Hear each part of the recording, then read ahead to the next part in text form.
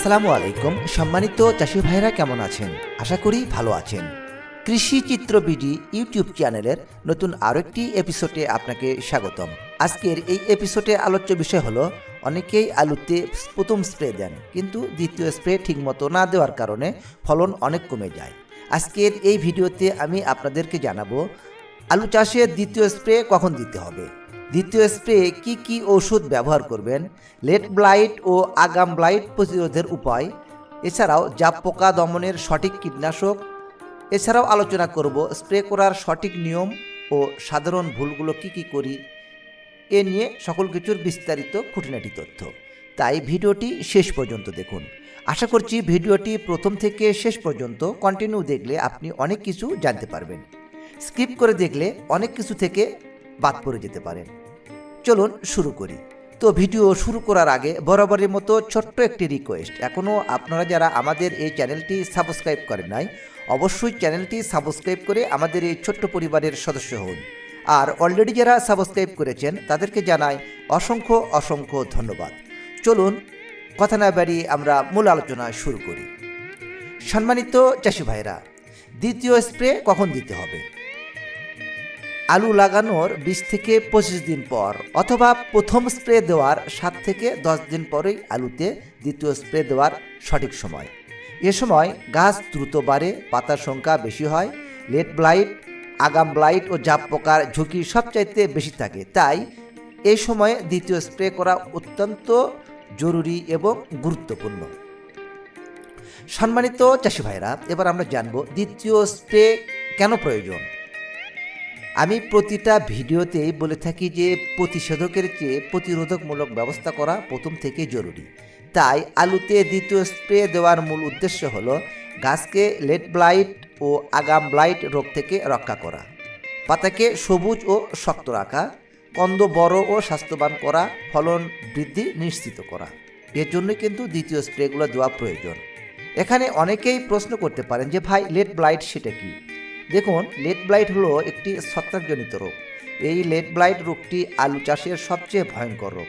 Late blight রোগ যদি ঠিকমতো নিয়ন্ত্রণ না করা যায় তাহলে পুরো জমির আলু নষ্ট হয়ে যেতে পারে। এই লেট ব্লাইট রোগ হওয়ার প্রধান কারণ কি?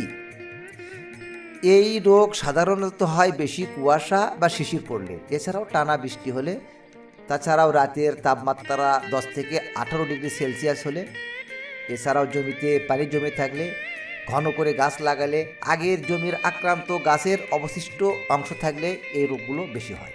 সাধারণত পৌষ মাঘ মাসে এই রোগে বেশি ঝুঁকি দেখা যায়। এজন্য আগাম প্রতিরোধকমূলক ব্যবস্থা গ্রহণের জন্য এ সময় আলুতে দ্বিতীয় স্প্রে করা অত্যন্ত জরুরি। দেখা যাচ্ছে যে আপনার 200 থেকে 300 টাকা খরচ করলে 1 বিঘা জমি অর্থাৎ 33% জমিতে দ্বিতীয় স্প্রে করতে পারছেন।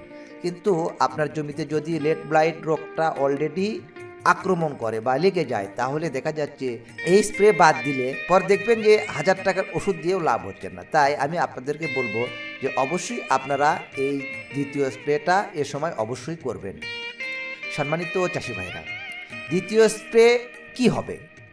দ্বিতীয় স্প্রে হিসাবে যেহেতু আমরা আগাম প্রতিরোধকমূলক ব্যবস্থা করছি, এজন্য একটি ছত্রাকনাশক, একটি কীটনাশক, আর এই কীটনাশকটি এজন্যই আমরা এ সময় স্প্রে করব, সেটা হলো আলুতে জাপ পোকা ও লিপকাল বাহক দমন করার জন্য। এর সাথে বায়োস্টিমুল্যান্ট, মাইক্রোনিউট্রিয়েন্ট অর্থাৎ গাছের অনুখাদ্য বা ভিটামিন হিসেবে গাছকে শক্ত ও আলুর ফলন বাড়ানোর জন্য একটি ভিটামিন এ সময় স্প্রে করব। ছত্রাকনাশক হিসাবে আলুর দ্বিতীয় স্প্রেতে ম্যানকোজেব প্লাস মেটালেক্সিন, আমি আবারও বলছি, ম্যানকোজেব প্লাস মেটালেক্সিন গ্রুপের ছত্রাকনাশক যেমন অটোক্রপ কেয়ার কোম্পানির ম্যাটারিল, এসিআই কোম্পানির নিউবেন, সিনজেন্টা কোম্পানির রিডোমিল গোল্ড, এছাড়াও বাজারে বিভিন্ন কোম্পানির ম্যানকোজেব প্লাস মেটালেক্সিন গ্রুপের ছত্রাকনাশক পাওয়া যায়। যে কোনো একটি প্রতি লিটার পানিতে 2 গ্রাম হারে ভালোভাবে মিশিয়ে এ সময় স্প্রে করতে হবে, অর্থাৎ আলুর দ্বিতীয় স্প্রের সময় স্প্রে করতে হবে। আর আলুতে জাপ পোকা ও লিপকাল বাহক দমন করার জন্য ইমিডাক্লোপিড গ্রুপের কীটনাশক যেমন ইমিটাপ, কনফিডার, টিডো প্রতি লিটার পানিতে 0.5 মিলি অথবা থায়ামাক্সাম গ্রুপের কীটনাশক যেমন একতারা, ক্রুজার যে কোনো একটি প্রতি লিটার পানিতে 0.3 গ্রাম, আমি আবারও বলছি প্রতি লিটার পানিতে 0.3 গ্রাম ঔষধ ভালোভাবে মিশিয়ে স্প্রে করতে হবে। এছাড়াও এ সময় গাছকে শক্ত ও আলুর ফলন বাড়ানোর জন্য একটি ভিটামিন স্প্রে করা অত্যন্ত জরুরি। তাই অ্যামাইনো অ্যাসিড হিসাবে ফ্লোরা প্রতি লিটার পানিতে 2 মিলি হারে অথবা বোরন প্লাস জিঙ্ক এই দুটো প্রতি লিটার পানিতে 1 গ্রাম হারে ভালোভাবে মিশিয়ে সমস্ত ওষুধগুলো এ সময় আলুতে দ্বিতীয় স্প্রে দিতে হবে। সম্মানিত চাষি ভাইরা, এবার আলোচনা করব দ্বিতীয় স্প্রে করার নিয়ম সম্বন্ধে। আপনারা যখন দ্বিতীয় স্প্রে করবেন তখন যে ট্যাঙ্ক দিয়ে আপনারা স্প্রে করবেন সে পানির ট্যাঙ্কে আগে অর্ধেক পানি নেবেন। প্রথমে ছত্রাকনাশক দেবেন, তারপরে কীটনাশক দেবেন, শেষে বায়োস্টিমুলান্ট বা মাইক্রোনিউট্রিয়েন্ট হিসাবে আপনি যেটি ব্যবহার করবেন সেটি আপনি দিন এবং ভালোভাবে মিশিয়ে স্প্রে করুন। আর এই স্প্রেটা অবশ্যই সকালে অথবা পরন্ত বিকালে স্প্রে করবেন। সম্মানিত চাষি ভাইয়েরা, সাধারণ যে ভুলগুলো করবেন না, মাত্রার অতিরিক্ত ওষুধ ব্যবহার করবেন না, একই ওষুধ বারবার দেওয়ার চেষ্টা করবেন না, রোদ বা বৃষ্টিতে স্প্রে করার চেষ্টা করবেন না, রোগ দেখা দেওয়ার পর প্রথম স্প্রে দেওয়া, এর সকল ধরনের ভুলগুলো কখনোই করবেন না। মনে রাখবেন, প্রতিষেধকের চেয়ে প্রতিরোধই সবচেয়ে ভালো চিকিৎসা।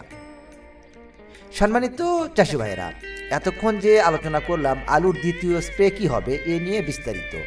আপনি যদি এই নিয়মে আলুর চাষে দ্বিতীয় স্প্রে দিতে পারেন তাহলে আপনার আলুর রোগ কম হবে, গাছ সবুজ থাকবে, কন্দ হবে বড়, ফলন হবে বেশি। আশা করি আপনি বুঝতে পারছেন। আজকের এই ভিডিওতে আপনার যদি কোনো বিষয়ে বুঝতে অসুবিধা হয় তাহলে অবশ্যই কমেন্ট বক্সে কমেন্টস করুন, আমি চেষ্টা করব আপনাদের প্রশ্নের উত্তর দেওয়ার জন্য। আমাদের এই চ্যানেলে ফসলের রোগবালাই ও পোকামাকড় দমন ব্যবস্থাপনার ওপরে এছাড়াও বিভিন্ন ফসল চাষাবাদ এর ওপরে অনেকগুলো ভিডিও আছে, প্রয়োজনে আপনি দেখে আসতে পারেন। ভিডিওটি ভালো লাগলে অবশ্যই লাইক, কমেন্ট, শেয়ার করবেন এবং নতুন ভিডিও পেতে চ্যানেলটিকে সাবস্ক্রাইব করবেন। আজকের ভিডিও এ পর্যন্তই, কথা হবে পরবর্তী অন্য কোনো নতুন এক এপিসোডে।